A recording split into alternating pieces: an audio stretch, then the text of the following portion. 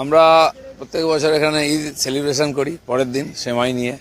এখানে দীপাবলি হয়, বিজয়া সম্মেলন হয়, হোলি হয়, আজকে ঈদও করলাম সবাইকে নিয়ে খুব উৎসাহের সঙ্গে। যাচ্ছি, আজকে দুপুর থেকে প্রচার আছে। প্রচার এখনও শুরুই করিনি আমরা, যেভাবে হয় সাধারণ বাকি পার্টির কর্মীরা বাড়ি বাড়ি গিয়ে প্রচার করছেন। আমিও বিভিন্ন অনুষ্ঠানে যাচ্ছি, প্রোগ্রাম আছে আজকেও একটা, ওখানে গিয়ে সেখানে দেখা করব। বাকি প্রস্তুতি চলছে।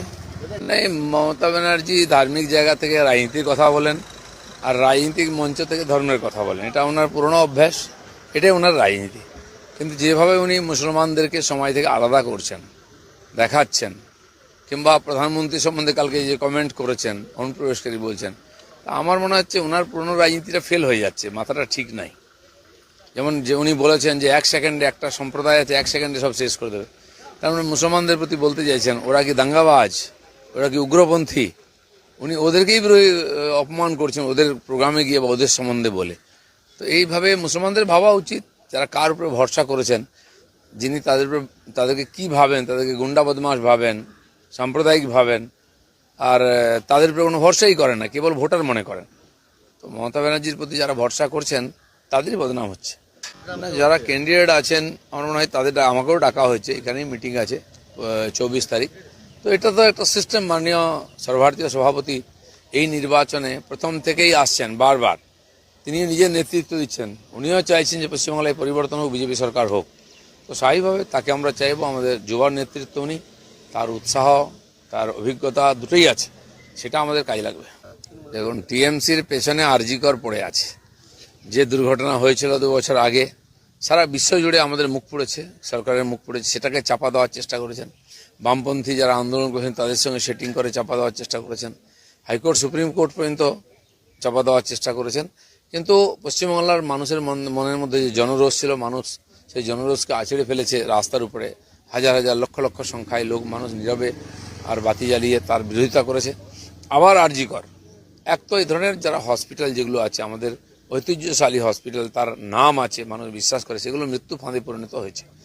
আর এখানে যে ঘটনাগুলো ঘটছে নেগলিজেন্সির জন্য, কারণ অযোগ্য লোকেদেরকে টাকা দিয়ে করে পার্টির লোকদের ঢোকানো হয়েছে, কেউ কাজ করে না, কারো এফিসিয়েন্সি নেই, বারবার ঘটনা ঘটছে, সব পিঠ বাঁচাতে ব্যস্ত।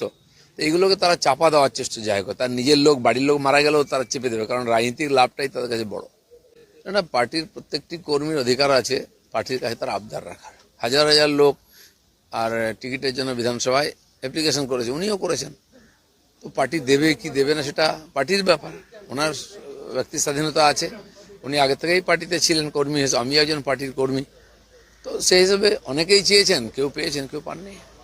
না, ওখানে পার্লামেন্টারি কমিটির মিটিং হয়, পার্লামেন্টারি বোর্ডের, তারাই শেষ অনুমতিটা দেন, লিস্ট তৈরি করেন। তাদের অনুমতি ছাড়া আমাদের প্রার্থী ঘোষণা হয় না। একজনের হলেও তাদের সামনে যেতে হয়।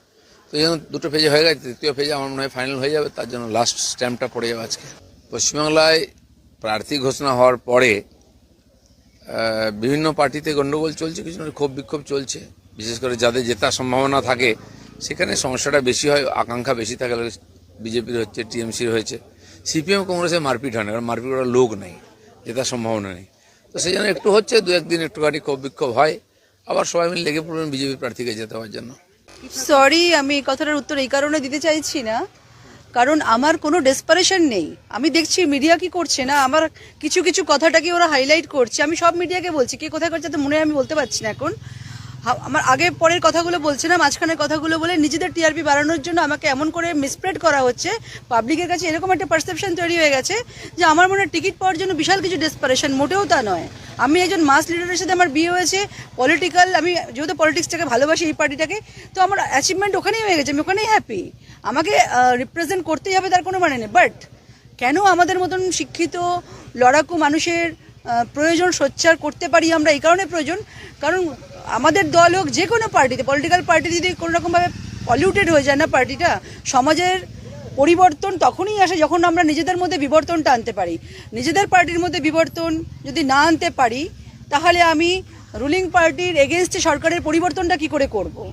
আর তারপরে আমি তো অন্য দলের মধ্যে যাদের ভুল থাকবে সেই সমস্ত পয়জনাস পলিউটেড এলিমেন্টদেরকে আমরা এলিমিনেট করতে পারি না, তো তখনই সমাজের পরিবর্তন হবে। তাই টিকিট পাওয়াটা বড় কথা না, বিষয়টা হচ্ছে ন্যায়ের সাথে থাকা, অন্যায়ের প্রতিবাদ করা। আর নিউ টাউন বিধানসভাতে যে ক্যান্ডিডেট হয়েছে এটা হচ্ছে মানে যত কর্পোরেট অফিসেস সব নিউ টাউনে, যত government offices, regional office, zonal অফিসগুলো সব কলকাতা থেকে বিহার, উড়িষ্যা, আসাম, তার হেডকোয়ার্টার হচ্ছে eastern region, north east headquarter হচ্ছে কলকাতা। তো এখান থেকে সমস্ত কর্পোরেট অফিস, গভর্নমেন্ট অফিসেরও অফিস, তো এত ট্যাক্স পাচ্ছে, এত রেভিনিউ পাচ্ছে নিউ টাউন থেকে, যেটা দিয়ে সারা ওয়েস্ট বেঙ্গলের রেভিনিউতে মানে এক্সপেন্ডিচার চলছে বা এস্টাবলিশমেন্ট চলছে। তারা এরকম একটা ভিভিআইপি একটা জায়গাতে যাকে ক্যান্ডিডেট করা হয়েছে সে লিগালি অ্যাকিউজড। এখানকার মানুষ কেন এরকম ক্যান্ডিডেটকে মেনে নেবে? আর ভালো কোনো ক্যান্ডিডেট ছিল না, কোনো বাড়িতে পরিচারিকার কাজ যারা করে তাদেরকে ক্যান্ডিডেট করতে পারতো, আদারওয়াইজ কোনো হাই প্রোফাইল কাউকে করতে পারতো, তাই নয় কি? কারণ এখানে সব স্মার্ট পিপল লোকেরা থাকে, তারা তুরন্ত খবর নিতে তাদের সময় লাগবে না, আর এইসব এভিডেন্স এসেও যাবে।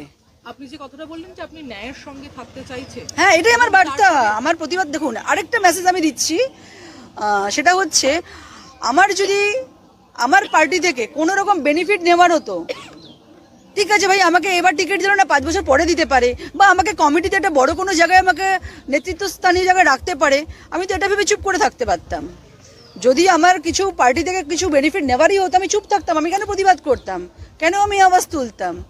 তার মানে আমার পার্টি থেকে আমাকে নেত্রী হতে হবে, আমাকে 5 বছর বাদে আমাকে টিকিট পেতে হবে, আমার এরকম কোনো ডেসপারেশন নেই, ঠিক আছে? তার জন্যই আমি উচিত কথাটা বলতে পারছি। দেখুন, যতক্ষণ হতে পারে 294টা সিটের মধ্যে সার্ভে করে তারা নীতি নির্ধারণ করে 294 জনকে সিলেক্ট করেছে, হয়তো তারা অমিট করে গেছে, খেয়াল করতে পারেনি, কোথাও একটা মিস্টেক হয়ে গেছে। সো তার জন্য আমাদের দায়িত্ব হচ্ছে আমাদের বিধানসভা থেকে ব্যাপারটাকে তুলে ধরা যে ক্যান্ডিডেট সঠিক নয়, কারণ যতক্ষণ সে ফিনান্সিয়ালি অ্যাকিউজ, তার তো জেলও হয়েছে, তাই না? তার 2 বছর জেল হয়নি, বাট 6 মাস তো জেল হয়েছে। তো এরকম কেন? আরও কোনো ফিজিক্যালি ডিসেবল কাউকে দিলেও তো সে প্রতিদ্বন্দ্বিতা করতে পারতো, বাট সে লিগালি অ্যাকিউজকে কেন দেওয়া হবে?